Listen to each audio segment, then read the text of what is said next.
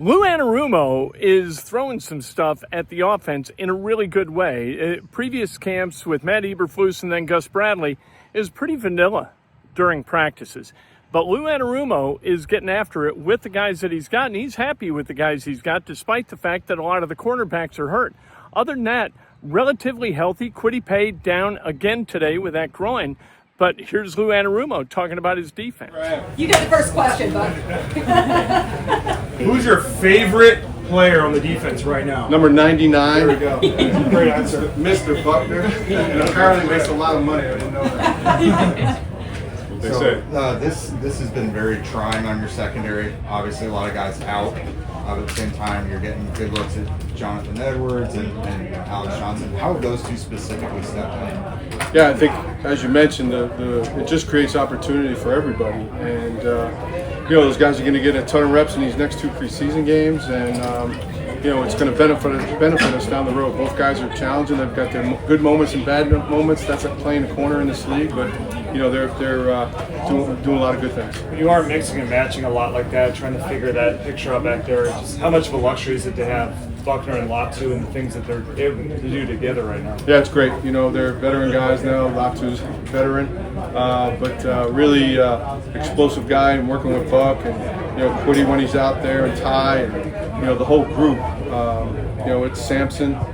It's got a chance to be a special group. Are you going into this joint practice differently than last weeks? Really, our approach, Shane's approach, especially on our side, is we're not game planning anything. It is basic calls and go watch guys run, cover, get off blocks, and tackle. I don't want anybody making an error. I want them just to see how they play. And to me, that's the best way you find is, you don't necessarily game plan in the preseason.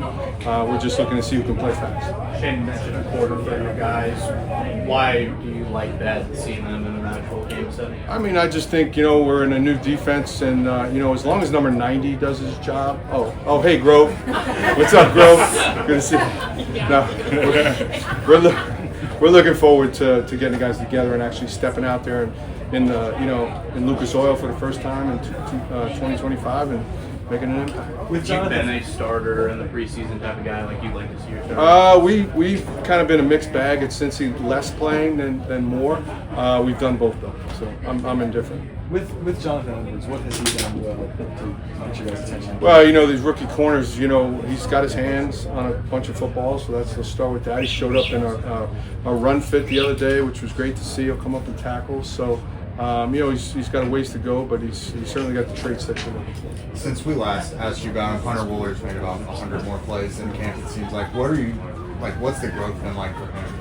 It's been good. There's certainly those flash plays that you see. He's still got a ways to go with some of the other things, but certainly he's done a good job coming in, inserting himself into the defense, and knowing he does a great job of studying what the calls are, obviously, and where he's supposed to be. He's done a good job communicating for a young guy, so I'm pleased with where he's at. Joe Bacci's a guy who you obviously have tons of familiarity with, obviously knows the scheme, has been able to make the transition very easy. What benefit has he brought maybe to the rest of the group in terms of bringing the defense in? Yeah, good question. I just think Joe knows it so well, and he can help, as you mentioned, everybody. Settles everybody down. If there's a particular check, he already knows it. He's been there. He's done that in games. So I just think he helps that whole room for sure. And then when he's out there, I think things are settled down a little bit as the other guys continue to learn it. That linebacker spot next to Zaire, is it still pretty open? Yeah, I think, we've got a great group there. I'm excited about all of them. I'm excited the way they run around. Cam, AA, obviously Z just working back into it. JC, once he gets back. So we like to play a lot of players, and we will, So we'll see how that thing's all shakes out. But I'm very excited about that group. How does Hunter Wooler kind of fit into all of that with their safety, et cetera, and how much has he excelled? Well, we'll see. That's still to be determined. Again, still a long way to go for him. But we like what we see, and we're certainly not going to keep any good players on the bench. When you got split out today with Tyler and One more time. when Tyler and Hunter were opposite Oh, each okay, other, yeah. what do you think of that? That was a heck of a play. Was able to knock the ball away, and that's a win. So I was pleased. Somebody else? Any update Oh, there. On who? Kenny? Kenny, Shane, I'll leave those injury questions to Shane. One more on Joe. Why do you think he's able to, at least throughout training camp, kind of show some stuff in coverage that is, and why do you think he's always coming on the ball? Yeah, I think it's anticipation. He plays with great awareness. He's got just really good football IQ. So, he's kind of ahead of the play, ahead of the game in that way. And when you're like that, you're able to make plays. All right, thanks. I like the way Anarumo answers questions about specific guys. It's never glowing. A lot of it has to do with how guys can get better and what they need to do to get better. And nobody's perfect. And when rookies flash, Anarumo, very, very quick to say, you know what, not so fast. He's making splash plays like when he was talking about Woolard. He mentioned the splash plays, but said he's got to get better at some other things.